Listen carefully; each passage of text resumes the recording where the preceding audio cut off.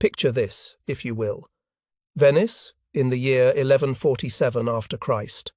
A city that's basically floating on water and ambition in equal measure. The morning fog rolls off the Grand Canal like some kind of supernatural blanket, and through it, you can hear the sounds that made Venice the New York City of medieval Europe. Merchants shouting, ropes creaking, money changing hands. Now, standing on the Rialto Bridge, HUF, and if you've ever been to Venice, you know this bridge. It's the bridge. We find our protagonist, Giovanni Di Marco, 26 years old, looking out at a scene that should have been his inheritance, his birthright. Warehouses lined up along the canal like soldiers in formation, except these particular soldiers are empty, echoing empty, the kind of empty that screams financial ruin. See, 3 years earlier, 3 years that must have felt like 3 lifetimes, something happened that would make any modern logistics company executive wake up in a cold sweat. 200 camels. 200. Imagine trying to count that many animals, let alone manage them across thousands of miles of some of the most dangerous terrain on Earth. 200 camels carrying what amounted to the Marco family fortune, heading east along the Silk Road toward the markets of Cathay. His father, Domenico Di Marco, had done everything by the book. The traditional route, the massive caravan, enough guards to staff a small army, provisions like they were planning to colonize the desert rather than just cross it. This wasn't some amateur operation. This was the medieval equivalent of a Fortune 500 company making its biggest play of the decade. And then, nothing. Silence. Not one man returned. Not one message arrived through the extensive communication networks that usually kept families informed about their investments rolling across continents. Just silence. Then the creditors started knocking. Because when you're talking about the kind of money that can fill 200 camels with trade goods, you're talking about borrowed money, leveraged money, the kind of money that has very sharp teeth. Now, if this were a Hollywood movie, our hero would probably retreat into his grief, maybe take up drinking, perhaps go on some kind of revenge quest. But Giovanni Di Marco? And this is where it gets interesting. Giovanni does something that most people would consider borderline insane.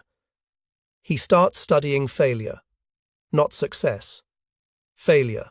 Picture him in the Café of Seven Winds, HEO. And yes, that was a real place. One of those smoky medieval coffee houses where the cardamom smoke was so thick you could practically chew it, and where the most dangerous ideas in Europe got hatched over tiny cups of bitter coffee. Giovanni's there every day, hunched over sheets of Egyptian papyrus, sketching diagrams that would make his fellow merchants think he'd lost his mind. He's taking caravan symbols, the little pictographs that merchants used to track their goods, and he's dividing them up, breaking them into fragments like a child breaking bread at dinner. Other merchants are literally pointing and laughing. Can you imagine? Here's this young guy whose family just lost everything, and instead of learning from success, he's obsessing over disaster. But here's the thing about Giovanni. He's not just randomly doodling. He's conducting what we'd recognize today as systematic risk analysis. For 3 solid years, he maps every single lost caravan he can find records for. Going back 2 decades, he interviews survivors, EST, the few who made it back with horror stories that would curdle your blood. He bribes former bandits, and when I say bribes, we're talking about serious money, the kind of money he can barely afford to spend. He's learning the mathematics of catastrophe, and the numbers, when you really look at them, are absolutely terrifying. 40% losses to raiders. Think about that for a second. Nearly half of everything. You ship gets stolen. 10% to storms that come out of nowhere in the desert and bury entire caravans under mountains of sand. Another 10% to corrupt officials who were supposed to protect the trade routes, but instead were running protection rackets that would make the mafia jealous. The pattern never changes. Never. Because the target never changes. These massive caravans moving across the landscape like enormous, slow-moving announcements of wealth. They might as well have been carrying banners that said, "Rob us, we're loaded." But then Giovanni starts noticing something else. He starts paying attention to people who survive, people who thrive in dangerous environments. Armenian merchants show him their ancient risk-sharing networks, systems that had been working for centuries, based on the simple principle that you never put all your eggs in one basket. Venetian fishermen, the guys who actually knew something about navigating dangerous waters, never put all their nets in one boat. Basic seamanship. The monastery of San Giorgio, pious piece still there today if you visit Venice. They preserve manuscripts by copying them and scattering the copies across different locations, because they understand that preservation isn't about building thicker walls around one treasure vault. It's about making sure that no single disaster can destroy everything you value, even pigeons. And this might sound silly, but bear with me. Even pigeons carry messages using relay points. They don't try to fly from Venice to Constantinople in one shot. They hop from city to city, adjusting their route based on weather and predators. Nature itself teaches distribution. Wolves hunt in packs that separate and reunite, covering more ground, adapting to circumstances. So Giovanni starts asking the most dangerous question in business. Why do merchants move as one great herd, basically begging for slaughter? And that's when he develops what can only be called a revolutionary proposal. Split each caravan into 12 units of 8 camels each. Depart days apart, maybe even weeks apart. Take different routes, not just slightly different, but completely different approaches to the same destination. Carry mixed cargo so that no single loss proves fatal to the overall venture.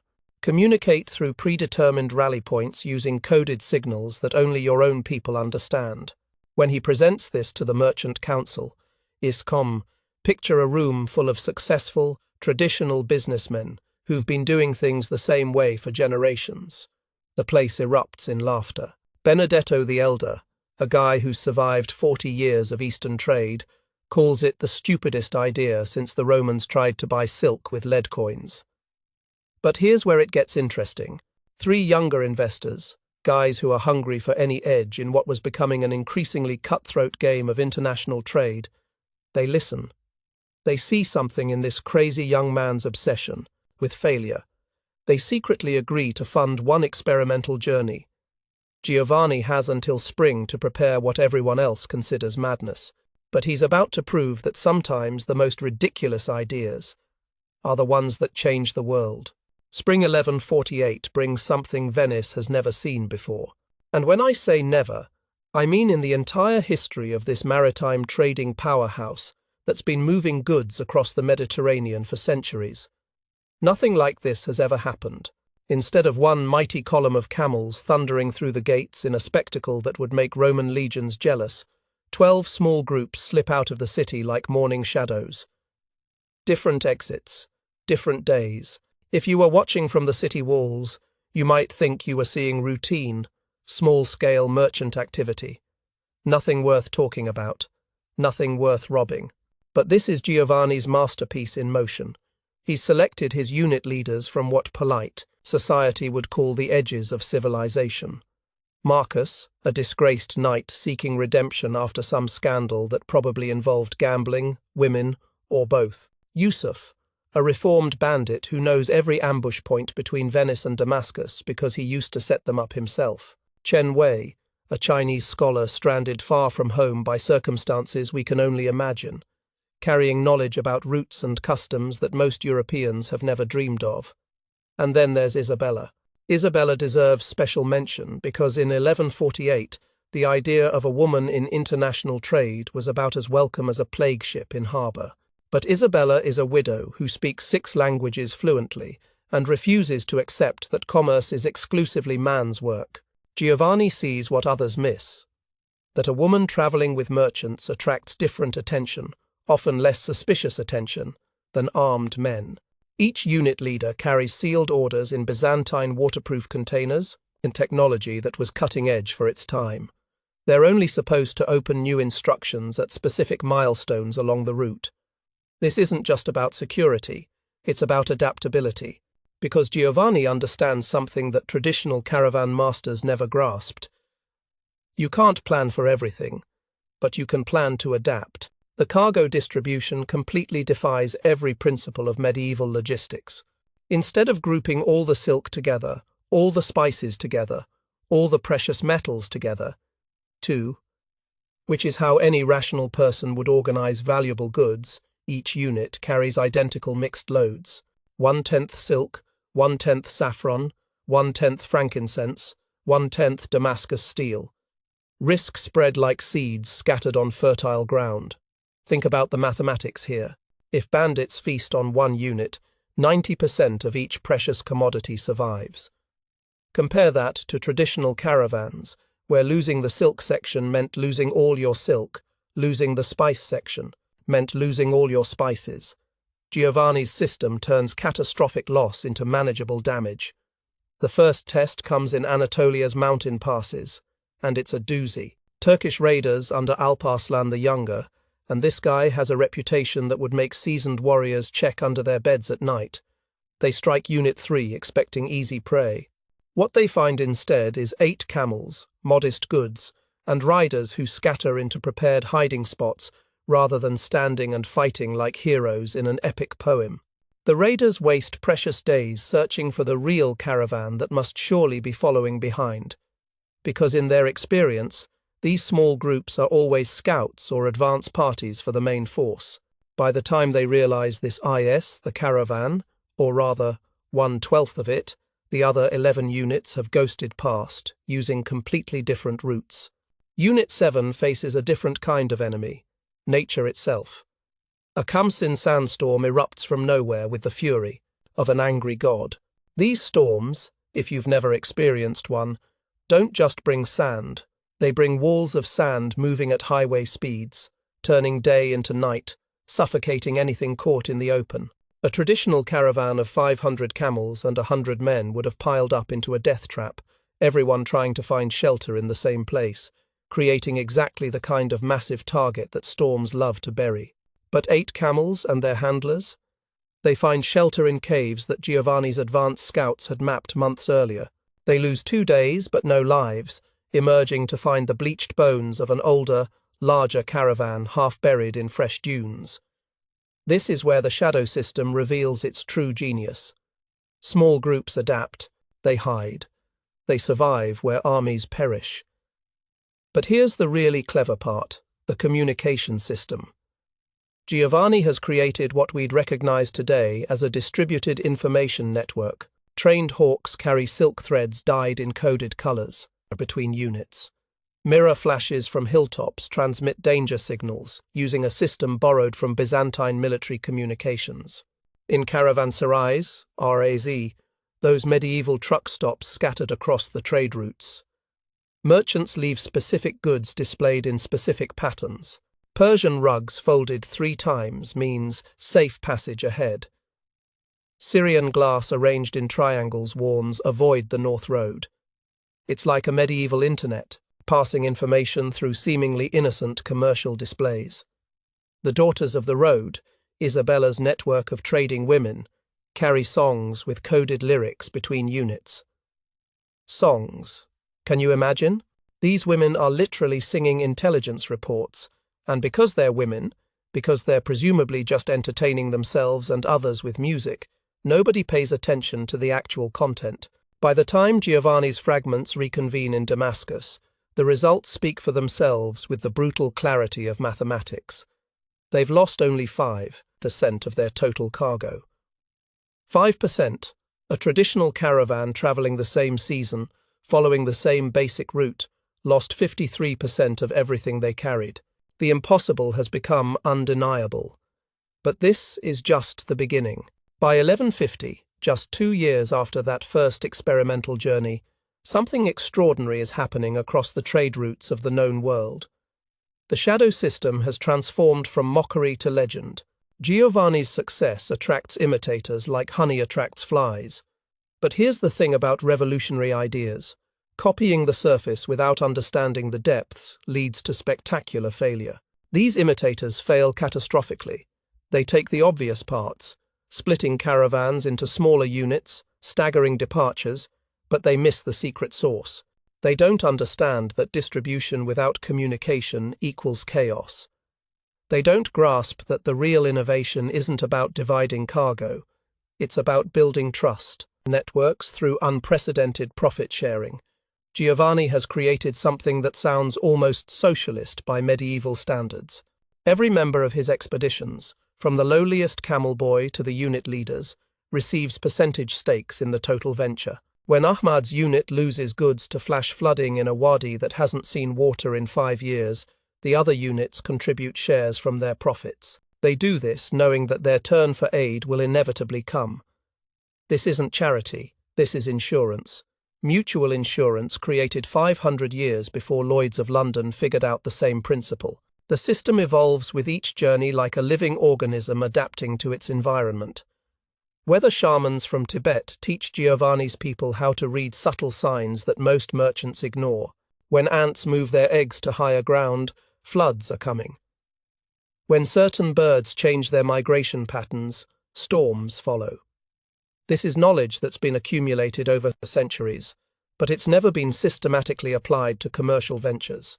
Jewish merchants, who've been operating their own communication networks for generations out of necessity, share their Geniza document systems. These are paper trails designed to survive even when the people creating them don't. The Knights Templar, initially suspicious of anything that threatens their banking monopoly, become unlikely allies when Giovanni demonstrates that shadow units can move their gold more safely than armed convoys.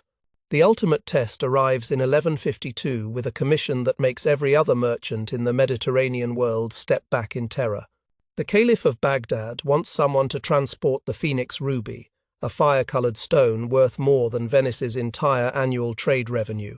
Traditional merchants refuse the contract outright, too valuable, too tempting, too likely to attract every thief, bandit, and ambitious prince between Italy and Mesopotamia. Giovanni accepts, and what he creates in response is his absolute masterpiece of misdirection. 20 units. 20 rubies. 19 of them are masterful fakes crafted by Byzantine jewelers whose skill rivals anything produced in the modern world.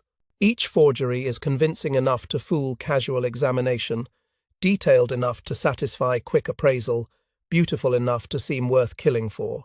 The man hunting these shadows is Rashid al-Nimr, the Tiger, whose reputation for successfully robbing caravans is so legendary that merchants change their routes just on rumours that he's operating in their Rashid area. Rashid has spent decades building an informant network that spans from Constantinople to Cairo. He knows which officials can be bribed, which routes are watched, which merchants are carrying what goods. He's never failed to find his target. Until now, the game of hunter and hunted becomes the stuff of legend across the Middle East. Rashid captures 7 units over 6 months, each time finding clever forgeries and experiencing what can only be described as volcanic disappointment. His informant network, built over decades of careful cultivation, fails against Giovanni's information discipline. Here's the beautiful part. The unit leaders themselves don't know who carries the real stone. Even under torture, even facing death, they can't betray information they don't possess. Meanwhile, Chen Wei's unit, carrying what appears to be common trade goods, OCR, Buddhist prayer wheels, meditation bells, nothing that would interest a professional thief, 20 thief, follows a route through mountain monasteries where no self-respecting bandit would expect to find treasure. The Phoenix ruby reaches the court of the Song Emperor wrapped in Tibetan prayer flags, hidden among religious artifacts that most thieves would consider worthless. The irony is perfect. The most valuable object is disguised as the least valuable cargo. But success brings its own dangers. The Old Man of the Mountain, leader of the dreaded assassins operating from their fortress at Alamut, sees Giovanni's network as more than commercial competition. It's an intelligence threat. The shadow system challenges the information monopoly that keeps princes powerful and populations ignorant. Knowledge is power, and Giovanni is democratizing knowledge. The order goes out from Alamut Fortress. Giovanni must die. His system must disappear. But hunting shadows, as Rashid al-Nimr learned the hard way, proves much more difficult than hunting traditional prey. The assassination attempt in 1154 fails through the very genius it seeks to destroy. Assassins strike what they believe is a crucial meeting in Venice, while Giovanni conducts the real business in Acre. His distributed presence, never where expected, always where needed, saves his life. But Giovanni understands that the game has fundamentally changed. Instead of hoarding his secrets like a traditional merchant protecting trade advantages, he begins teaching selected merchants his methods. He's creating a multiplication effect that no single death can stop. Giovanni Di Marco dies in 1171, but by then, the transformation is already complete and irreversible. And when I say transformation, I'm not just talking about trade routes or profit margins. I'm talking about a fundamental shift in how human beings think about risk, communication, and survival itself. The numbers tell the story with mathematical brutality. Trade losses on major routes have dropped from 40% to 5%. 40 to 5! That's not improvement. That's revolution. Capital that was previously wasted replacing stolen or destroyed goods now flows into new ventures, new innovations, new possibilities that previous generations couldn't even imagine. Markets that were once isolated by bandit-controlled passes suddenly join the global economy. Villages that hadn't seen foreign goods in decades become stops on regular trade circuits. The economic ripple effect spread like waves from a stone dropped in still water. But the real genius of distributed risk spreads far beyond commerce. Mongol generals studying captured documents in Bukhara learn shadow principles and apply them to military campaigns that will literally reshape the map of the world. When Genghis Khan's armies start moving in coordinated small units, each self-sufficient, communicating through arrow messages and smoke signals, they're using Giovanni's principles to overwhelm larger traditional forces that still think like massive caravans. Marco Polo's father, yes, that Marco Polo uses shadow techniques to reach Kublai Khan's court safely, opening China to European eyes for the first time in generations. The connection isn't coincidental. These techniques have become part of the DNA of long-distance travel and trade. In Venice itself, Giovanni's sons established the Confraternity of the Phoenix, teaching the shadow system to merchants of all nations. This isn't protectionism. They're sharing their father's innovations with competitors because they understand something that traditional merchants never grasped. A rising tide lifts all boats, and a safer trade environment benefits everyone. The old massive caravans fade into memory like dinosaurs, replaced by webs of connections spanning from London to Kyoto. Women emerge as major traders in their own right. Their smaller operations, once dismissed as insignificant, are now recognized as perfectly suited to the new reality. The Daughters of the Road evolve from Isabella's informal network into respected merchant houses with permanent trading posts across 3 continents. The changes even penetrate language itself. Going shadow enters merchant vocabulary, meaning to distribute risk intelligently. Phoenix Cargo describes goods that survive disaster through clever distribution rather than brute force protection. In tea houses from Constantinople to Canton, old traders tell young apprentices stories about the mad Venetian who conquered the Silk Road, not with swords but with mathematics, not with strength but with shadows. Giovanni's tomb in Venice bears a simple carving that captures everything he achieved, a phoenix rising not from ashes but from scattered feathers, each carrying the spark of resurrection, because that's what he really discovered. That sometimes the greatest empires are built not from concentration but from dispersal, not from fortification but from flow. His ridiculous idea, breaking caravans into fragments like a child breaking bread, becomes civilization's foundation. It proves that in a world where everyone expects massive, obvious displays of wealth and power, the future belongs to those who understand that true strength lies in adaptation, distribution, and the willingness to do what everyone else considers impossible. The shadow system survives because it doesn't depend on any single person, any single route, any single anything. It's a philosophy as much as a methodology. And in our modern world of distributed networks, cloud computing, and decentralized everything, Giovanni Di Marco looks less like a medieval merchant and more like a prophet. Sometimes the most important innovations come not from building bigger walls around what we value, but from scattering what we treasure so widely that no single disaster can destroy it all. Sometimes the future is written not by those who concentrate power, but by those who understand that true power lies in its intelligent distribution. The scattered phoenix rises not once, but constantly, eternally, from every fragment that carries the spark of an impossible dream made real.